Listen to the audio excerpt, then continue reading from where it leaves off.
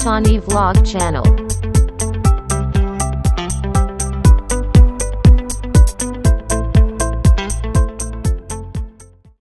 Dan hari ini saya diminta berbicara tentang keluargaku adalah surgaku. Saya waktu diminta tema ini, keluargaku adalah surgaku, biasa. Tapi rupanya menjadi aneh, menjadi luar biasa karena Romo-Romo CM ini menambahi di bawahnya. Keluargaku adalah surgaku, apakah ini ilusi atau realita?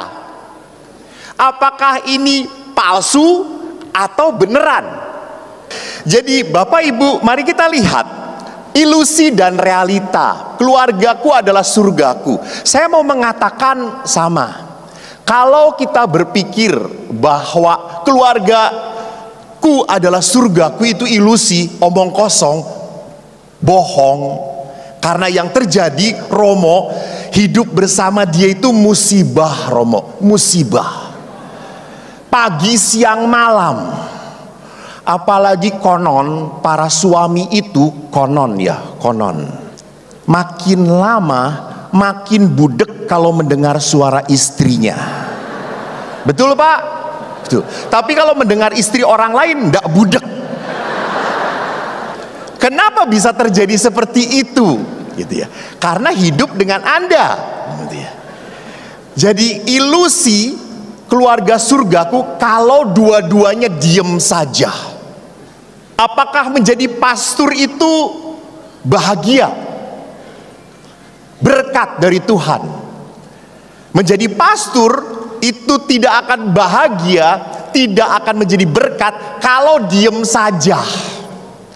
Kalau tidak menikmati. Sama, Anda diberi rejeki oleh Tuhan.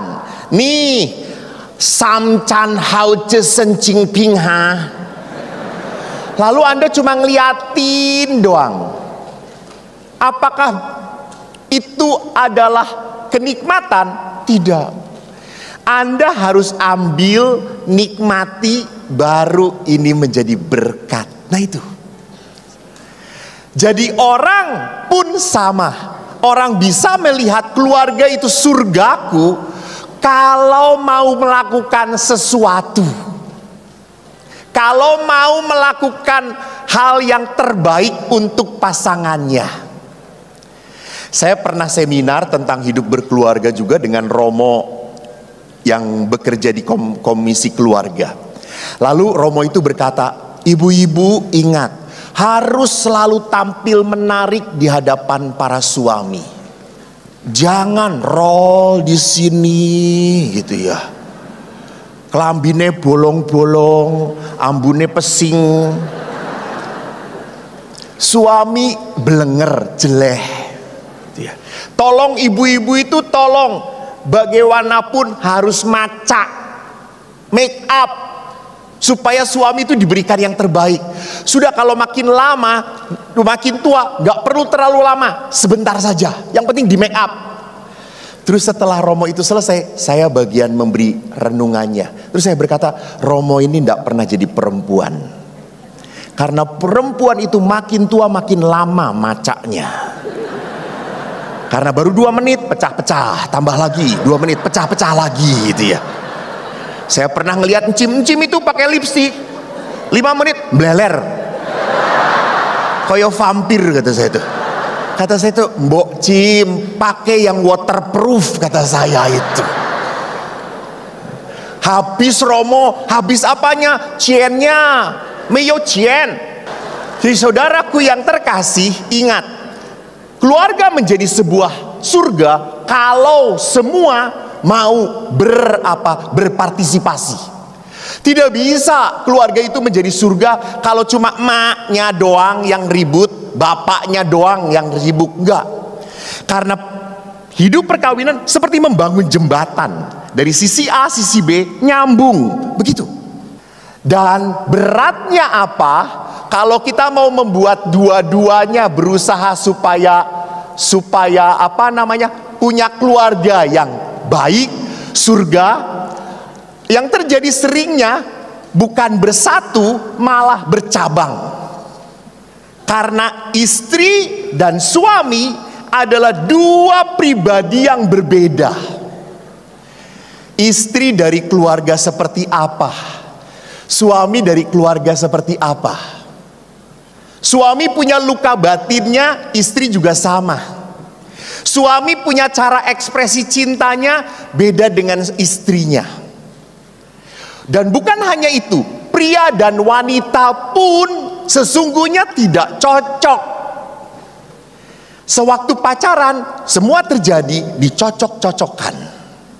Karena saya ingin supaya engkau menjadi belahan jiwaku. Dan setelah 5 tahun, 10 tahun, betul-betul terbelah-belah mereka.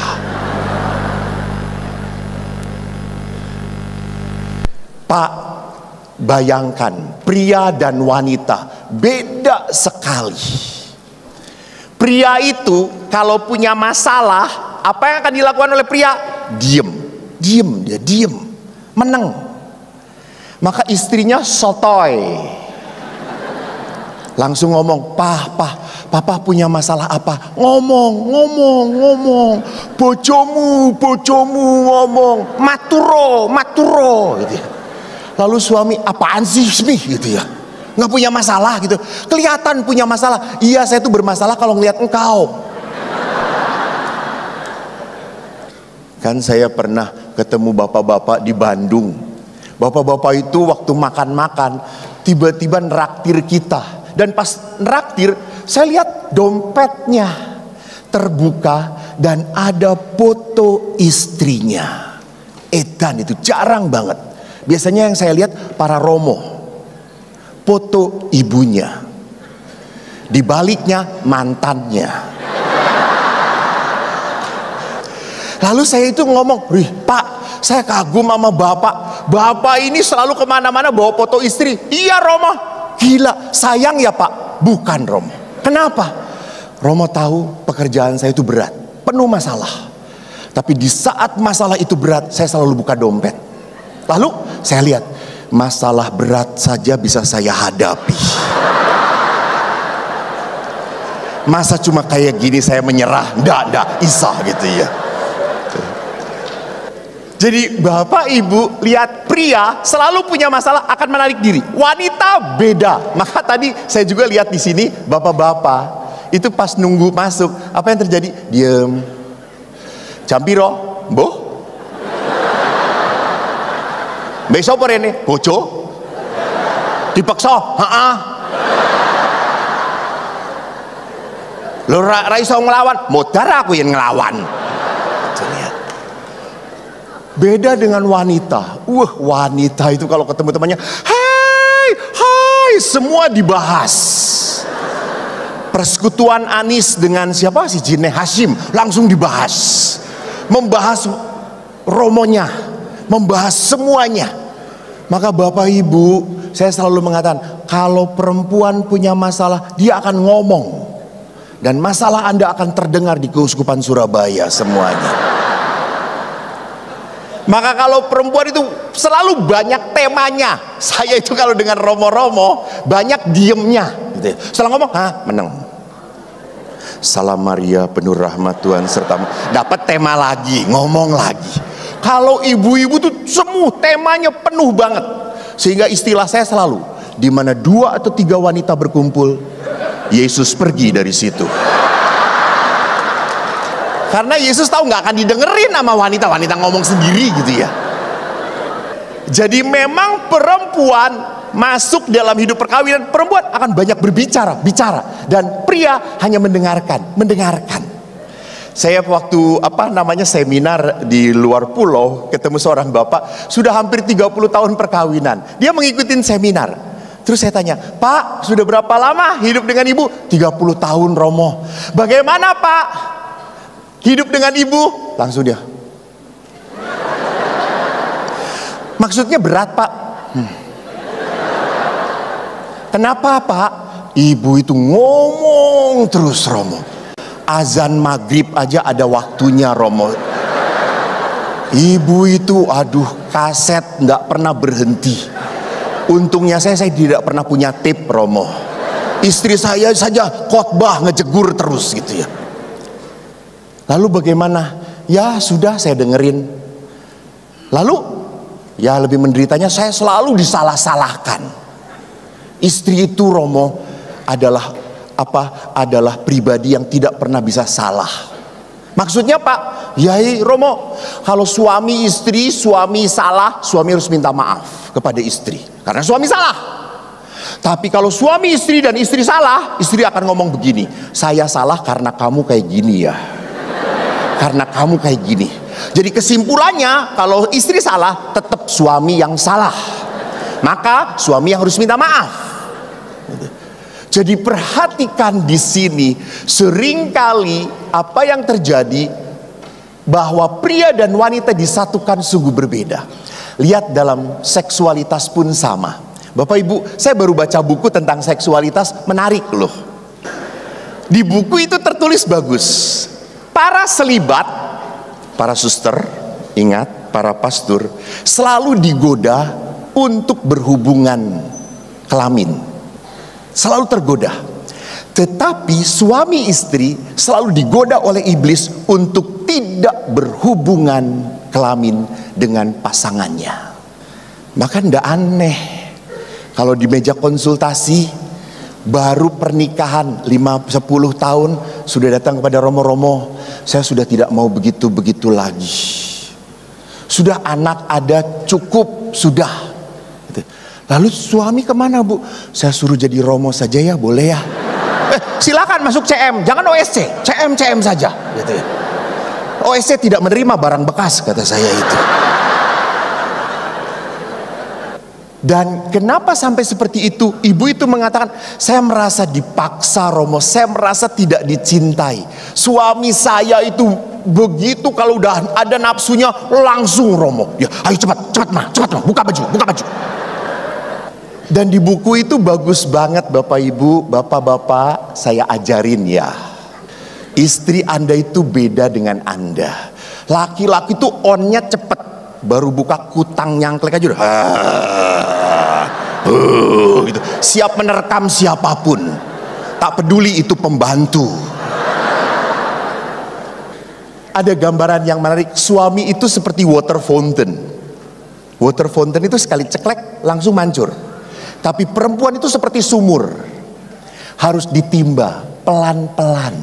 Apalagi istri Anda, sumurnya dalam banget gitu ya. Jadi butuh waktu gitu. Maka istri saking nggak maunya selalu menolak. Nggak, udahlah, nggak perlu kayak gitu. Bahkan saking menolaknya apa? Baluri minyak kayu putih, gitu ya. Dan lihat di sini, hal seperti itu pun menjadi kesulitan di dalam hidup perkawinan, perbedaan. Dan seperti itu kalau tidak kita mengerti, maka apa yang terjadi? Akhirnya kita mengambil jarak, males dengan pasangan, tidak mau lagi. Tidak terjadi jembatan kesatuan, malah bercabang. Maka bercabangnya hati-hati pada saat istri sudah tidak mau lagi dengan suami. Istri cari kegiatan, suami pun cari kegiatan yang membuat mereka tidak berlama-lama bersama-sama. Karena beberapa orang berkata, Romo, saya makin lama ketemu suami, ngobrol dengan suami, ujung-ujungnya bertengkar. Selalu marah-marahan. Seorang ibu bapak itu setelah rekoleksi dengan saya ngomong, tolong Pak jalan-jalan berdua, ngobrol yang enak, ngobrol tentang apa, perlu ngobrol lagi suami istri itu. Lalu mereka jalan di Pratista, di rumah retret kami. Tiba-tiba ketemu ayam lah mereka. Mi.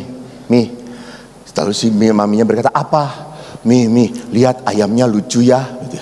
Lalu si bapaknya berkata apa? Iya, gendut kayak kamu gitu ya. Marahlah mereka lalu akhirnya.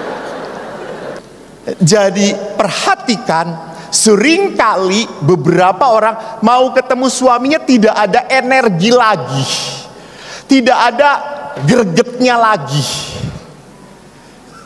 Beberapa orang berkata, Romo kenapa ya? Saya kalau bersentuhan dengan suami saya kok nggak nyetrum ya? Tapi kalau dengan Romo paroki kok nyetrum ya Romo ya?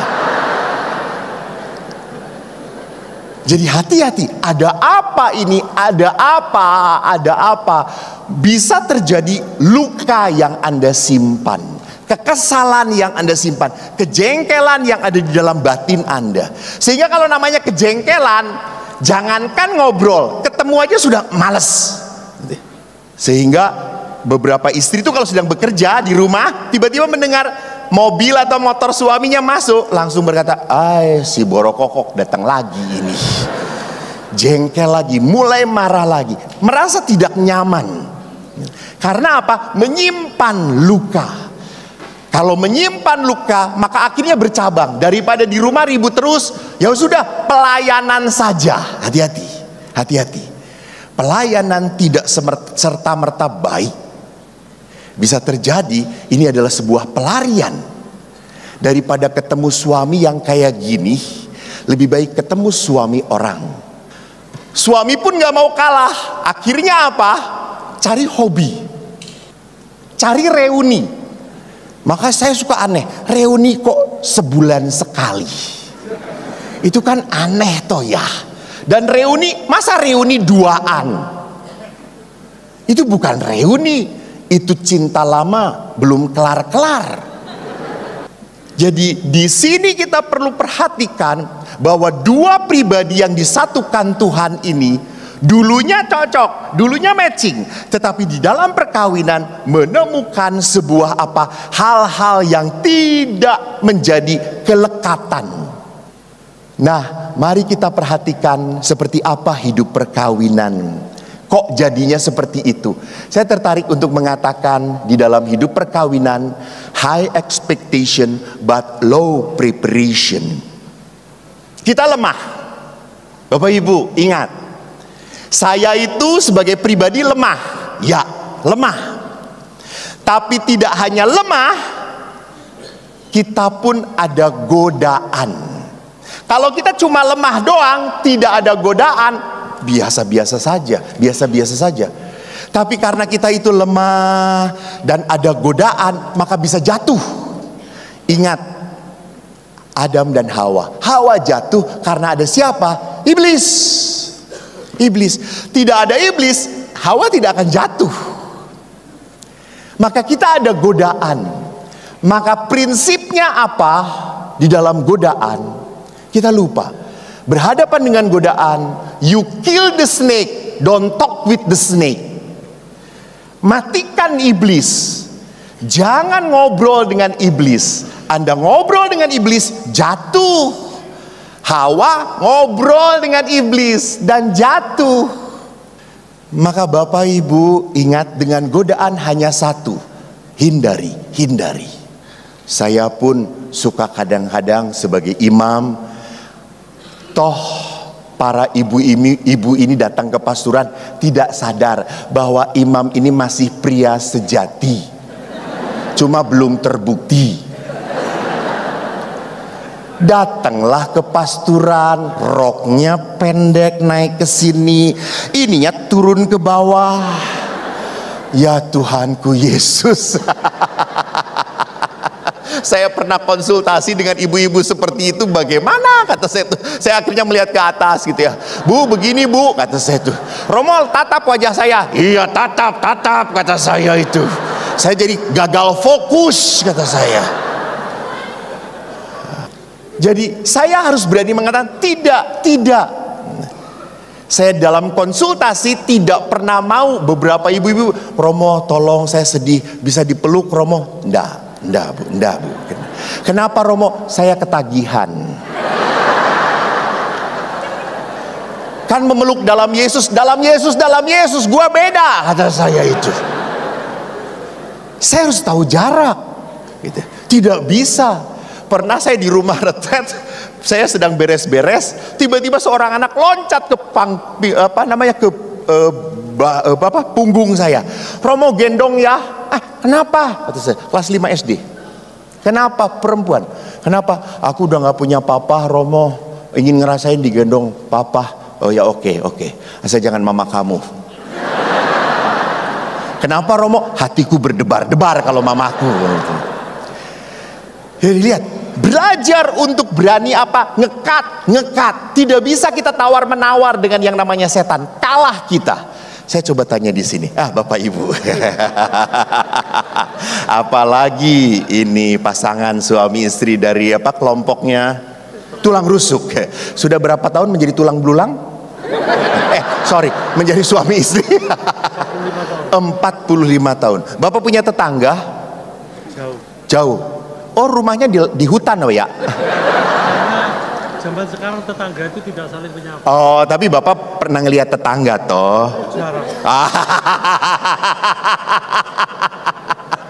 Susah kalau ngobrol dengan tokoh umat. Kita ngobrol dengan yang biasa saja. Bapak bukan tokoh umat toh? Bukan pastor paroki juga toh? Bukan. Bapak sudah berapa tahun? Ini istri Bapak? Iya. Oh, berapa tahun menikah? 20 tahun. 20 tahun. Penderitaannya berapa tahun? Bapak punya tetangga kan? Nggak seperti itu, rumahnya di hutan. Bapak punya tetangga. Ada istri tetangga? Ada pasti. Bapak pernah melirik istri tetangga nggak? Jujur saja, tenang, jangan takut. Di pasturan masih ada kamar. Bapak bisa diselamatkan ke pasturan kami. Pernah ngelihat istri tetangga? Oke, bagus, terima kasih Pak. Bagus, jujur, ces dulu. Iya. Pertanyaan saya Pak, kalau ngelihat istri tetangga, kok makin lama dilirik makin cantik? Ini godaan apa tantangan? Tantangan. Dan tantangan harus dicoba ini. Hati-hati Bu, dirantai Bu ya. Tapi kalau melihat istri tiap hari makin lama makin jelek, apakah ini godaan apa tantangan? Tantangan juga, bukan kenyataan. Yap, lihat. Di dalam kehidupan seperti apapun akan selalu ada godaan. Kamu tertarik atau tidak? Kamu mau jatuh atau tidak? Dan ini tidak pernah bisa kita bernegosiasi, tidak. Pada saat Anda, ya bolehlah, ndak apa-apalah, sedikitlah, hati-hati. Di saat itu Anda akan diterkam oleh iblis. Siapa di sini bapak-bapak yang belum pernah digoda oleh iblis? Jangan lupa Pak, sesama iblis tidak akan digoda.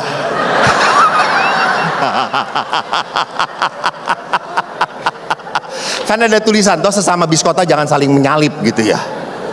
Jadi tidak ada orang yang tidak punya godaan, no, selalu. Dan perhatikan di sini, kita seringkali di dalam perkawinan terlalu banyak harapan. Wah, nanti hidup dengan dia enak, pasti saya nggak akan capek. Wah, pasti dengan anaknya ini sih hidupnya mewah. Saya dulu kan suami saya, calon saya memperlakukan saya seperti princess. Padahal apa yang terjadi, kenyataannya saya diperlakukan seperti pembantu, disuruh-suruh, gak dibela, gak didengerin. Maka kalau kita tidak mempersiapkan, sampai kapanpun hidup perkawinan kita hanya menjadi sebuah tragedi, hanya menjadi sebuah neraka dalam hidup kita. Akhirnya kalau perkawinan menjadi neraka, kita selalu berpikir, ya sudahlah, gini aja, gak apa-apa. Yang lain juga kayak gitu, ngapain harus repot, ngapain harus dipikirin, ngapain harus dipermasalahkan. Maka kalau saya tanya kepada bapak-bapak, Pak, bagaimana keluarga Bapak? Ya, biasa aja Romo, baik-baik, seperti itu. Lalu saya tanya ibunya, Bu, bagaimana keluarganya? Langsung litani penderitaan. Bapak Ibu yang terkasih, bisa jadi lihat, bagi suami saya tidak masalah, bagi saya masalah. Bagi istri tidak masalah, bagi suami masalah. Gitu ya. Bagi istri, mungkin istrinya kreatif, dia ada duit, dia mau beli apa? Televisi baru. Gue beli, nggak perlu ngomong sama suami, oh ada duitnya kok. Beli, sepertinya pinter, tetapi pada saat tidak berbicara dengan suami, suami merasa kamu sudah tidak menghargai saya lagi. Bahkan saya pernah, ini sebuah tragedi yang terjadi. Waktu Anda ingat zaman orang-orang senang naik sepeda. Saya pencinta sepeda, saya naik sepeda. Si bapak ini beli sepeda yang harganya wow banget, mahal, di atas 70 juta. Dan dia tidak berani bicara dengan istrinya. Karena kalau bicara dengan istrinya, pasti dia akan dihabisi. Lalu dia bawa sepeda itu dan si istrinya ngomong, "Wih, sepeda baru, murah. Berapa lu murah? Murah. Iya berapa?" Istri kan pokoknya kalau belum jelas dicecer terus Anda gitu ya. Pokoknya harus jelas, tanda terimanya juga harus ada gitu ya. Lalu suami berkata, 10 juta, cuma 10 juta. Wow, 10 juta mahal itu. Dia lupa bahwa tas Hermes dia ratusan juta. Mahal itu. Masa beli sepeda 10 juta, beli itu yang 1 juta gitu ya. 1 juta itu sepedanya ontel tadi gitu ya. Lalu akhirnya si suami aman. Suatu hari, sebulan kemudian, si suami pas kerja, istrinya kedatangan teman-temannya. Lalu si istri ini, si teman-temannya itu pada ngeliat sepedanya. "Wih, sepedanya bagus banget. Punya suami gua. Ih, bagus banget. Murah, cuma 10 juta. Masa 10 juta? Iya 10 juta. Gua bayarin 15 juta. Hah? Lu mau 15 juta? Hah. Yaudah, ambil. Sekarang ambil. Lu ambil, gua ambil. Ini terjadi, ini teman saya, Bu. Lalu dia 15 juta. Yes, lu ambil sekarang juga. Bener? Hah, ambil. Dia panggil supirnya, lu ambil. Dan kontan dia beri 15 juta. Suaminya datang. Tiba-tiba dia, "Sepeda gua mana?" Tenang pi. Kita dapat cuan. Tenang. Lumayan. Lu 2 juta, 1 juta untuk CM, sumbangan. Lalu si suami, "Lu jual berapa?" 15 juta. Kan lu ngomong 10 juta. 5 juta dapat untung. Apa nggak hebat nih? Setelah itu dia datang kepada saya dan berkata, "Romo, tolong doakan saya." Gitu. Pak, apa yang mau saya katakan? Jadi lihat, perkawinan menjadi sebuah tragedi kalau Kalau semuanya tidak mau berbicara. Bapak Ibu, setiap keluarga punya masalah, setiap keluarga punya kesulitan. Mungkin yang paling sulit Anda hadapi adalah pasangan Anda. Anda hebat sebagai ketua wilayah, ketua lingkungan, punya perusahaan, yes, bisa dipimpin. Tapi pada saat harus berbicara dengan pasangan, tidak bisa apa-apa. Saya teringat seorang bapak pencinta motor besar. Tatonya itu naga, bro, naga. Tapi kalau udah diteriakin sama istrinya, langsung jadi cacing gitu. Istrinya, "Mau kemana lo?" "Pergi terus, sudah diam di rumah. Saya bakar itu Harley-nya." Iya, di rumah mah gitu ya. Saya pernah makan sate dengan bapak-bapak. Istrinya langsung, "Romo, makan Romo, terus Romo, enak kan, empuk terus." Suaminya itu baru 5 tusuk, udah diinjekin sama istrinya. Sudah kamu gitu ya. Lalu si bapaknya itu hanya jilatin bitingnya terus. Lalu saya tanya, "Bu, kenapa kalau bapak nggak boleh makan banyak-banyak?" "Romo, nanti kalau sakit siapa yang ngurus? Saya yang susah." Gitu ya. Terus "Lah kalau saya?" "Ya terserah Romo." Oh alah, kata saya pikir umat tuh baik, saudara-saudara gitu ya. Bapak Ibu perhatikan bahwa di dalam kehidupan kita menghadapi masalah. Lalu bagaimana kita menghadapi masalah? Bagaimana, apakah kita melihat masalah itu besar sehingga kita mengatakan tidak mungkin? "Romo, sudah tidak bisalah saya dekat lagi dengan suami. Saya sudah tidak bisa mengampuni suami saya. Dia sudah mengkhianati saya. Saya sudah tidak bisa punya rasa ampun lagi, maaf lagi untuk dia. Saya sudah keras, saya sudah tutup." Ada. Sehingga perkawinan tidak menjadi anugerah. Perkawinan hanya berjalan, yang penting kita tidak cerai. Ini menyedihkan. Saya sedih kalau perkawinan itu suami istri, yang penting kita nggak cerai, udahlah, mau ngapain lagi. Berarti apa? Anda tidak suka cita. Saya pernah ketemu seorang suster merayakan hari Kaul ke-50. Lalu saya tanya suster itu, suster, kalau nanti masuk surga, setelah di surga, suster mau jadi suster lagi atau mau jadi hidup berkeluarga? Apa jawab suster itu? Amit-amit, aku gak mau jadi suster lagi. Ya ampun, sampai segitunya. Berarti apa? Dia bertahan menjadi seorang suster tidak dalam kebahagiaan. Menyedihkan. Walaupun jubahnya putih, belum tentu hatinya suci, saudara-saudara. Walaupun jubahku hitam, sudah jelas kulitku hitam. Ada terluka. Saya sangat terkesan dengan ibu saya. Di saat ibu stroke, ibu saya sudah meninggal 18 tahun yang lalu. Di saat ibu stroke, saya nemenin ibu di rumah sakit. Saya mencoba menghibur ibu. Di saat ibu tidak bisa tertidur, saya pegang tangan ibu dan saya berkata, Bu, ini tangan yang ngajarin Eko loh. Ini tangan yang mandiin Eko. Ini tangan yang membuat Eko bisa jadi besar seperti sekarang ini. Dan saya sayang ibu. Ibu baik sekali. Dan hebatnya ibu sangat mencintai ayah atau suaminya. Dan saya sangat tidak mencintai ayah saya, alias suami dia.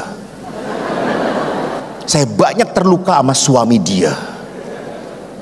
Saya tuh pernah ngomong pada ibu, Bu, kalau di surga cari siapa, Bu? Jangan cari bapak ireng, Eli, nyebelin.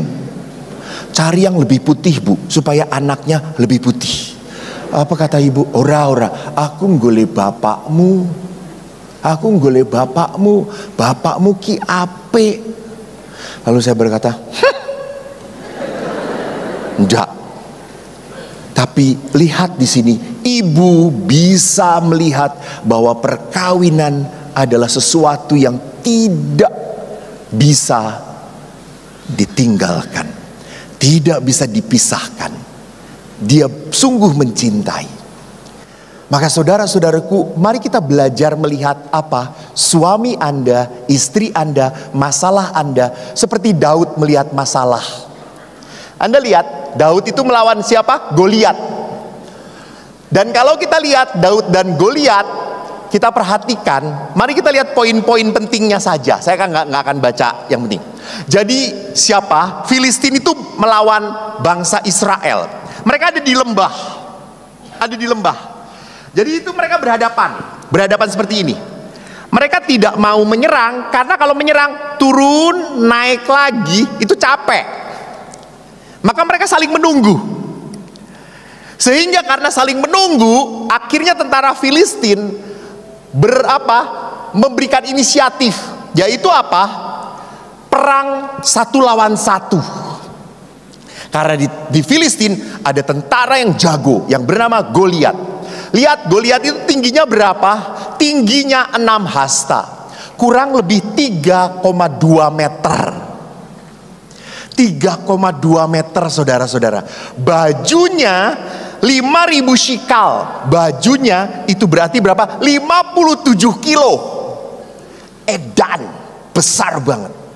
Senjatanya, tombaknya 600 shikal. Itu berarti apa? 7 kilogram. Jadi secara perawakan Goliat tak terkalahkan. Dan apa yang terjadi? Orang-orang Israel dan Saul pun percaya bahwa Goliat tidak akan bisa dikalahkan. Maka mereka cemas, mereka takut. Dan lebih takut lagi apa? Si Goliat ini datang terus-menerus dari pagi dan petang 40 hari lamanya. Sama kalau kita punya masalah itu kita pikirin terus, dipikirin terus. Makin lama masalah itu makin besar. Coba perhatikan saja Bapak Ibu. Nanti malam ya, coba Anda tidur bareng-bareng. Ayo matikan handphone, kita bareng-bareng tidur. Tuh 2, 3, tutup mata Anda. Siapa yang akan duluan tertidur? pasti suami. Dia udah langsung baru 2-3 menit.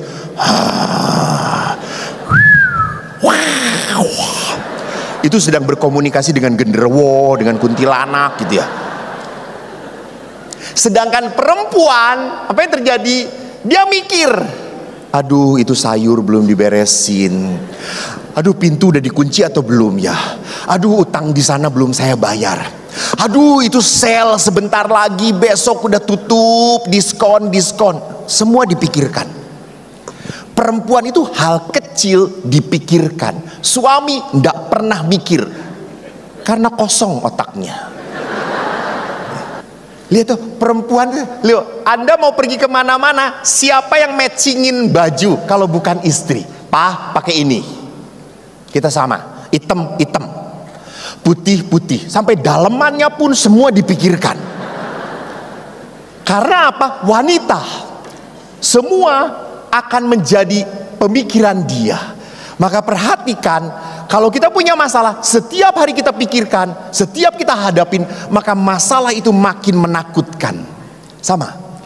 Maka di saat Anda melihat suami Anda adalah orang yang susah, istri Anda adalah orang yang sulit banget untuk diubah, sampai kapanpun Anda akan melihat pasangan Anda susah. Susah Romo. Dia udah susah, nggak bisa, udah nggak bisa dirubah, sampai mati pun dia nggak bisa. Yang ketiga adalah apa? Siapa Daud? Daud itu anaknya Isai. Isai itu punya 8 anak. Lalu ngapain Daud harus pergi ke tempat perang? Daud itu seorang gembala. Dan dia ke tempat perang karena Isai ngomong kepada Daud, Daud pergi. Lihat 3 saudaramu, 3 kakaknya itu tentara.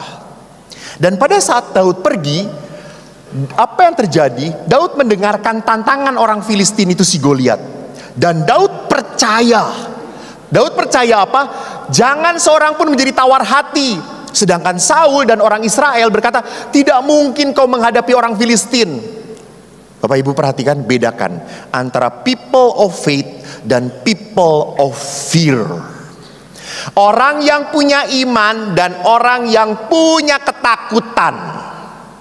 Orang yang punya ketakutan selalu melihat ketidakmungkinan. Gak bisa, gak mungkin.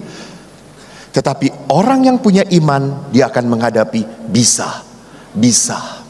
Dan ingat, Daud ngomong seperti itu bukan omong kosong. Kenapa? Karena Daud percaya Tuhan telah melepaskan aku dari singa dan beruang. Masa dia tidak akan melepaskan aku dari si Goliat? Jadi dia tuh sudah punya pengalaman, Allah tidak meninggalkan saya, maka sampai kapanpun Allah tidak akan meninggalkan saya.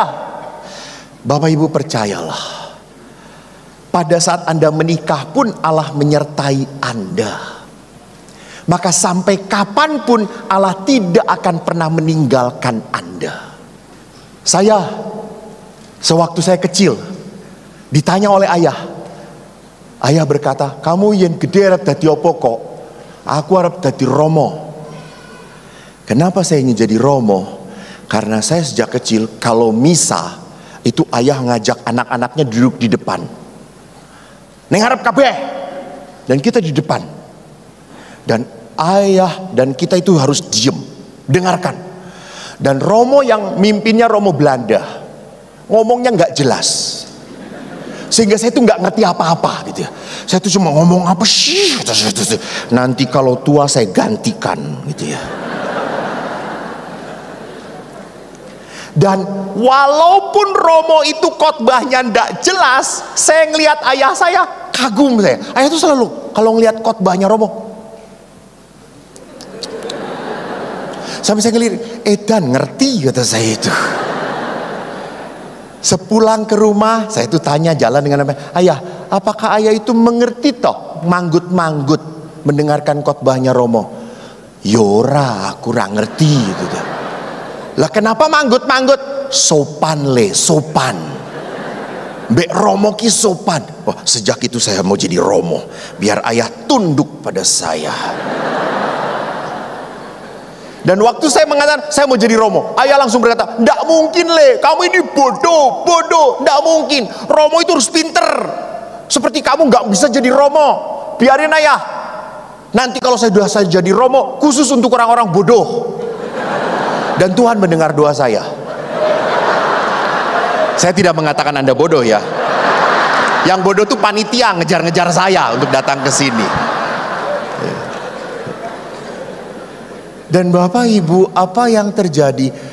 Saya ragu, ya saya bisa atau tidak, nggak tahu. Tapi saya jalani. Saya satu kelas dengan Uskup Bandung. Beliau pinter banget, pinter. Kalau kuliah dia selalu A, kadang-kadang B. Tapi kalau saya, maaf, selalu C. Dan konsisten C terus. Itu hebatnya saya.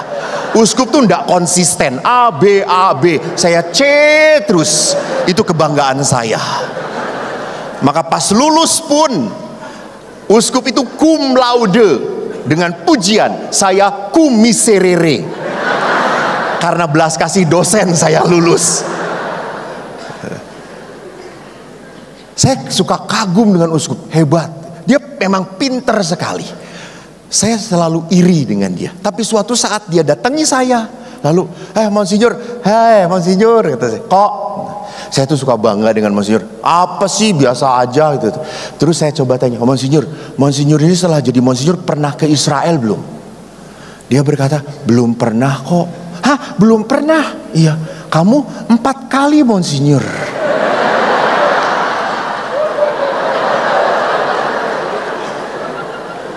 Lalu saya tanya balik ke Monsinyur pernah ke Vatikan? Ya sering kok, bolak-balik ke Roma. Ngapain Monsinyur? Rapat.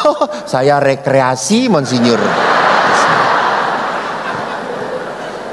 You see, Bapak Ibu, jangan pernah berkata anak-anak yang rankingnya 35 bodoh. No. Nih ranking 35. People of faith, you know. Dulu saya disia-siakan oleh ayah. Sekarang saya kalau datang ke rumah, ayah selalu minta nasihat pada ranking 35. Suatu hari ayah marah dengan adik saya. Dia berkata, kok saya jengkel dengan adikmu. Kenapa Pak? Dia tuh gak pernah datang ke rumah, gak pernah nelpon aku. Dia anak yang tidak tahu diri, tidak pantas, tidak menghormati orang tua. Bapak prodiakon, rendah hati, kata saya itu. Datang ke rumah anak, datengin.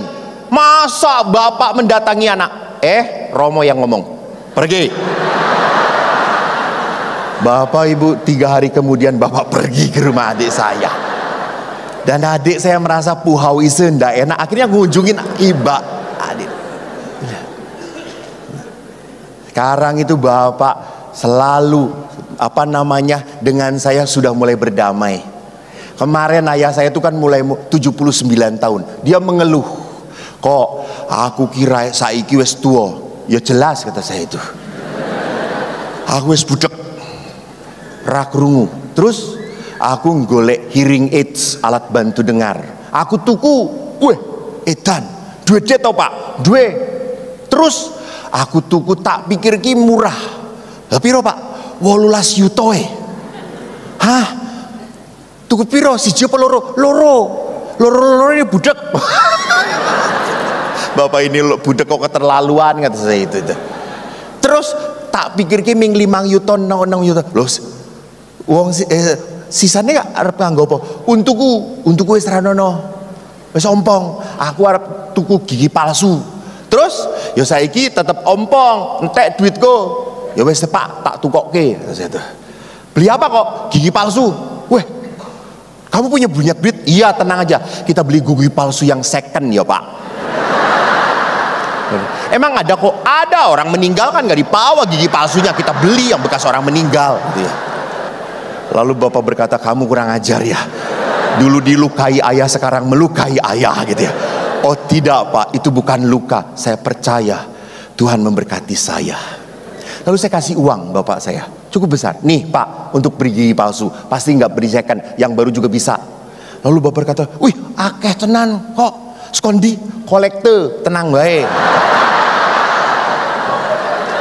Jadi bapak ibu yang terkasih, lihat di dalam pertempuran, maka Daud itu tidak memakai senjata apapun. Kenapa? Daud memakai Tuhan. Daud menghadirkan Allah. Daud percaya bahwa apa? You come to me with a sword and with a spear and with a javelin, but I come to you in the name of the Lord of hosts. Saya datang dalam nama Tuhan. Maka saudara-saudariku, bagaimana menghadapi? Saya mau nulisnya istri yang susah sebetulnya. Cuma saya tahu, saya masih di Surabaya, takut tidak bisa pulang saya. Karena dengan emak-emak itu jangan macem-macem. Saya sudah paling takut dengan emak-emak. Jangankan saya, polisi aja dioper boden, ada emak-emak lewat, pura-pura nggak ngelihat polisinya. Nggak lihat, gitu ya. Saya kalau udah ada emak-emak minta foto, nggak berani melawan saya. Foto Romo, foto. Ya. Dan namanya emak-emak, semua nempel pada saya gitu ya. Lalu saya berkata, pernah cim-cim gitu, nempelin semua. Cim, jangan nempel-nempel. Kata saya tuh, tenang Romo, ini bukan payudara, ini lato-lato, kata dia itu. Terus saya lihat, oh iya payudara kan di sini, dia udah di sini, kata saya tuh, betul. Ibu-ibu jangan coba pegang, saya di mana ya, itu. Ada 3 hal yang ingin saya katakan. Pertama, Bapak Ibu, apa yang saya mau katakan? Pertama, ingatlah, house to be home. Rumah itu akan menjadi surga kalau Anda merasa perkawinan itu anugerah Allah. Dia adalah pemberian Allah. Apalagi janji di dalam hidup perkawinan Katolik itu susah, berat. Saya pernah memberi retret para perawat dari Boromius, dari Akper Jakarta juga. Waktu itu Muslim. Lalu saya tanya beberapa orang, kalau menikah bagaimana? Maaf. Berdasarkan kesaksian mereka. Bapak Romo, saya kalau mau menikah, saya mau cari yang Katolik. Kata saya, kamu mau merubah agama mereka ya? Tidak. Kenapa? Kok mau cari yang Katolik? Karena di gereja Katolik perkawinan itu sampai mati tak terceraikan. Bapak Ibu lihat, mereka saja melihat bahwa perkawinan monogami dan tak terceraikan itu mulia. Maka kalau Anda diberi berkat oleh Tuhan istri yang seperti itu, terimalah. Yang seperti itu dalam tanda petik ya gitu ya. Karena jangan lupa Pak, kenapa istri jadi seperti itu? Karena menikah dengan Bapak. Jadi kalau pasangan itu adalah pemberian Tuhan, jangan pernah lupa Tuhan tidak pernah salah. Tidak pernah salah. Maka dalam perkawinan gereja Katolik, kalau kita tahu bahwa itu berasal dari Allah, maka hiduplah di dalam dan bersama Tuhan. Tidak akan mungkin Anda bisa setia pada Dia kalau tidak bersama Tuhan, kalau tidak di dalam kekuatan Tuhan. Tanya para imam, tanya para suster, kapan imam krisis? Imam krisis pada saat meninggalkan doa pribadi. Kapan suami krisis? Pada saat dia jarang bertemu dengan pasangannya, jarang bareng dengan pasangannya, dia akan krisis. Dia akan mencari yang lain. Untuk apa? Memenuhi kekosongan dia. Maka kalau hidup perkawinan hanya di dalamnya ada luka, kemarahan, kejengkelan, Bu, Anda sudah merasakan neraka sebelum Anda masuk ke neraka. Maka nikmatilah. Saya itu sangat menikmati hidup imamat saya. Saya bahagia. Saya pernah ditanya oleh anak-anak, Romo kalau mati nanti mau kawin atau mau jadi Romo? Saya jadi Romo, tetap jadi Romo. Lalu si anak itu kurang ajar. Oh kalau gitu Romo ini homo ya? Kurang ajar kata saya itu. Saya normal kampret kata saya. Lah kenapa mau jadi Romo terus? Saya bahagia. Bapak Ibu ingatlah, Menjadi romo di gereja Katolik itu membahagiakan. Ibu-ibu datang selalu bawa makanan romo. Ada sup baru saya buat romo. Itu suaminya nungguin di mobil, diem aja terus. Gua yang cari duit, si romo itu yang menikmati gitu. Jadi frater, bertahanlah. Yang kedua, mari kita lihat perkawinan itu anugerah Allah dan adat sebagai rahmat Tuhan. Yang kedua, saya ingin ingatkan apa yang dikatakan oleh Bapak Paus Fransiskus. Tidak ada keluarga sempurna. Kita tidak punya orang tua yang sempurna. Kita sendiri tidak menikah dengan orang yang sempurna. Dan kita tidak punya anak-anak yang sempurna. Kita punya keluhan satu sama lain.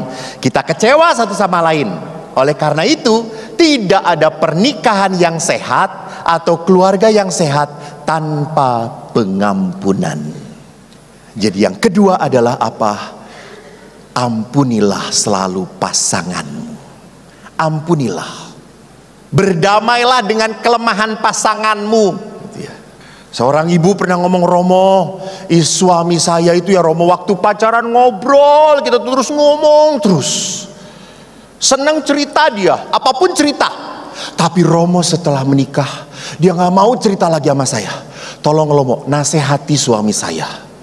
Saya datengin suami saya. Pak, kata ibu, bapak ini sekarang setelah menikah gak mau cerita. Kenapa? Si bapaknya ngedeketin saya. Romo, lihat istri saya, wajahnya kayak mulut, matanya kayak mulut, hidungnya kayak mulut gitu ya. Mulutnya doer. Bukan saya ndak mau cerita, dia tidak pernah memberi kesempatan saya cerita. Dia ngomong terus. Romo sendiri rasakan toh tadi pada saat ngobrol, Romo bisa ngomong? Enggak. Nah itu, Romo cuma 5 menit, saya seumur hidup.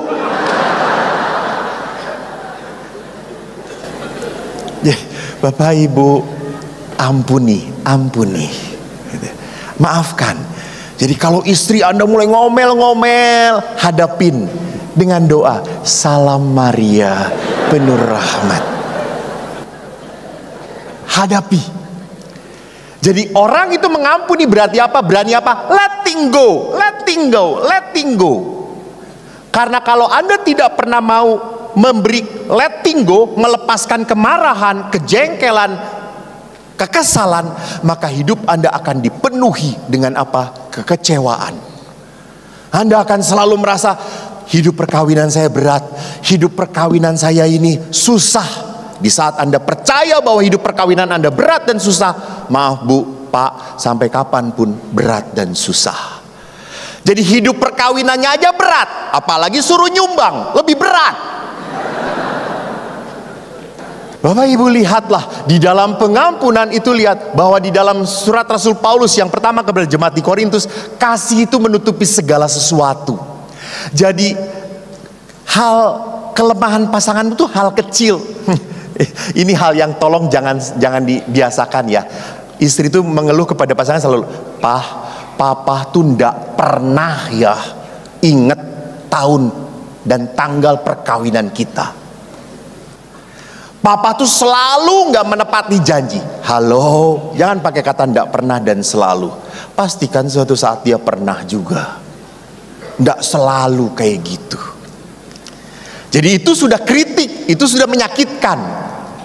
Maka di sini lihat, kita belajar untuk berdamai dengan kelemahan pasangan. Tapi kelemahan yang tidak bisa kita ajak damai adalah apa? Perselingkuhan, judi, alkoholisme, dan kekerasan. Itu bukan untuk diterima, itu untuk dirubah. Jadi jangan sampai kamu dengerin khotbah Romo Eko, kan harus menerima kelemahan. Jadi kalau saya tertarik dengan banyak perempuan, itu kelemahan yang harus kamu terima. Datangkan suami itu pada saya, Bu, saya kasih pedang. Ibu Teresa berkata menarik, people ask me what advice I have for a married couple. Dan Ibu Teresa berkata, I just want to say to you, you must pray and forgive. Kita tidak akan pernah bisa memaafkan kalau kita tidak berdoa. Karena memaafkan itu bukan kemampuan kita. Memaafkan itu adalah kuasa Allah yang bekerja dalam hati saya. Saya mengalami pada saat harus memaafkan ayah saya. Sampai saya menjadi imam 10 tahun, saya masih benci dengan ayah. Saking bencinya, kalau saya pergi ziarah, saya selalu cari liontin termahal untuk ibu. $500 pun aku berikan untuk ibu. Sampai saya selalu kasih hadiah. Ibu, liontin bagus, larang bu, pirole $500. Wih, larang tenan. Lalu bapak datang. Aku apa kok? Rosario pak ya, Rosario. Piro kui? $1. Jadi saking kecewanya, saya tidak punya hubungan dekat dengan ayah. Begitu sedihnya pada saat saya lihat album keluarga. Di album itu ada foto ayah gendong adik saya, ayah memangku adik, ajak jalan-jalan adik. Fotonya lengkap coy, 3 adik saya. Di foto terakhir ada saya bersama tukang becak yang sering ngantar saya ke sekolah. Sampai saya ngomong, bu, bapakku sing asli sing endi gitu deh. Ibu berkata, memang kamu waktu kecil bapak tidak ada di rumah, sedang tugas, maka kamu gak terlalu dekat dengan ayah. Dan ayah betul-betul tidak punya hubungan. Saya tidak pernah punya bayangan dipeluk oleh ayah. Tidak pernah, jarang. Dipukul sering. Maka pada saat saya berdamai, saya ngobrol, kita berkeluarga, sekeluarga retret. Lalu saya akhirnya terakhir berkata, "Pak, boleh nggak saya memeluk kamu?" Dan akhirnya saya peluk ayah. Begitu lama. Dan tiba-tiba ayah meneteskan air mata. Dan dia berkata, "Itu pelukan terindah kok." "Ya Pak, terima kasih." Dan semenjak itu, semenjak saya bisa mengampuni ayah, saya kagum pada ayah. Jadi orang tidak akan pernah bisa mencintai lagi kalau tidak bisa mengampuni. Dan yang terakhir adalah, saudaraku, apa? Relationship cannot grow without communication. Sehingga Bapak Paus mengatakan, meningkatkan komunikasi yang lebih pribadi antar pasangan membantu memanusiakan keseluruhan hidup bersama keluarga. Jadi kalau kita sudah bersama Tuhan, bisa mengampuni, ayo wujudkan komunikasi. Karena perkawinan itu bukan falling in love. Perkawinan itu walk in love, berjalan. Artinya apa? Nggak pernah selesai mencintai pasangan Anda. Jadi Bapak, bahasa cinta Ibu harus dipenuhi. Apa bahasa cinta pasangan Anda? Mungkin ada bahasa cinta pasangan Anda yang ingin dipeluk, ingin disayang. Bagaimana bisa tahu bahasa cinta pasangan saya? Dengerin aja. Istri Anda selalu ngeluh apa? Kalau istri Anda berkata, "Kamu tuh ya selama perkawinan gak pernah ngasih hadiah pada saya." Oh, berarti dia itu butuh hadiah. Kalau istri Anda berkata, "Kamu itu ya sudah lama dulu waktu pernikahan muji-muji aku terus, sekarang tuh gak pernah kamu muji aku, selalu menghina." Nah, pujilah dia. Nah, setiap pagi, "Mom, how great you are. Mom, how wonderful you are." Itu ya. "Mom, how sexy you are." Walaupun bentuknya nggak jelas gitu ya. Ada seorang Romo di tempat kami, Romo senior. Dia walaupun sudah di tempat lansia, masih diantar makanan sama ibu-ibu. Kenapa? Karena Romo ini pandai memuji ibu-ibu. Jadi pernah ibu-ibu turun dari mobil, dia bawa babi kecil itu, cukyok itu. Lalu, "Romo," lalu pastor itu langsung, dia sudah 80 tahun. Lalu dia mengatakan, "Ibu, aduh, makin lama makin ramping." Gitu. Padahal saya lihat, ya Allah, masuk pintu biara, 2 pintu harus dibuka, saudara-saudara. Terus saya berkata, di mana rampingnya, kata saya. Lalu setelah ibu itu pergi, saya tanya, Romo menipu umat, bohong. Masa seorang Romo senior memberi contoh yang tidak baik? Terus dia berkata, salah saya apa? Tadi disebut ramping, padahal gede seperti itu. Kok kamu lihat, saya ngomong sambil buka kacamata kok. Dan kacamata dia udah tebel banget gitu ya. Terus, oh ya pasti blur, kata saya itu. Beda dengan yang satu Romo ini terlalu jujur, maka jarang dikunjungi umat untuk ngasih hadiah. Pernah ada ibu-ibu pakai tank top tuh, terus ini kelihatan tuh budelnya gitu ya. Terus Romo, terus pastor itu ngomong, ibu sabuknya lucu ya, gitu. Kok lubangnya cuma 1, padahal udel itu tuh gitu. Semenjak itu ibu itu enggak pernah datang lagi masih makanan. Jadi lihat Pak, carilah bahasa kasih. Apa yang membuat istri merasa disayang? Apa yang membuat istri merasa saya dihargai? Apa juga yang membuat suami merasa bahwa saya itu diakui, saya dihormati? Para ibu, di saat Anda bisa menghormati suami Anda, tidak merendahkan suami Anda, maka suami Anda akan lembut padamu. Antoni Vlog Channel.